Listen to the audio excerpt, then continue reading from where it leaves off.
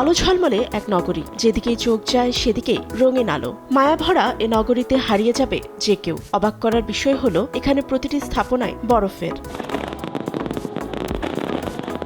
জমকালো এ আয়োজন চীনের হেইলংজিয়াং প্রদেশে হারবিনে আইস অ্যান্ড স্নো ওয়ার্ল্ডে। দিনের আলোতে অপরূপ সুন্দর আইস অ্যান্ড স্নো ওয়ার্ল্ড, তেমনি রাতের আধারে ধারণ করে ভিন্ন রূপ। তাপমাত্রা -20°C হলেও দর্শনার্থীরা উপভোগ করছেন ভীষণ উৎসাহে। আইস অ্যান্ড স্নো ওয়ার্ল্ড দেখতে দেশি ও বিদেশি পর্যটকরা ভিড় করেন। গেল বছর 90.36 মিলিয়ন দর্শনার্থী আসেন, যা থেকে আয় হয় প্রায় 137 বিলিয়ন ইউয়ান। আমরা হংকং থেকে প্রথম হারবিন ভ্রমণে এসেছি। বরফের ভাস্কর্যগুলো অবিশ্বাস্য ও সুন্দর। জাঁকজমক দেখে আমরা মুগ্ধ হয়ে গেছি। সবকিছু জাদুকরি মনে হচ্ছে। এখানে স্লাইড ও ফেরিস হুইলও আছে, এগুলো সত্যিই অসাধারণ।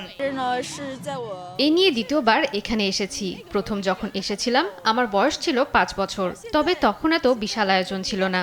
ঠান্ডা উপভোগ করার পর আছে বিশ্রাম নেওয়ার সুযোগ। যে কোনো সমস্যায় নিরাপত্তা কর্মীরা সাহায্য করবে। সব মিলিয়ে অসাধারণ।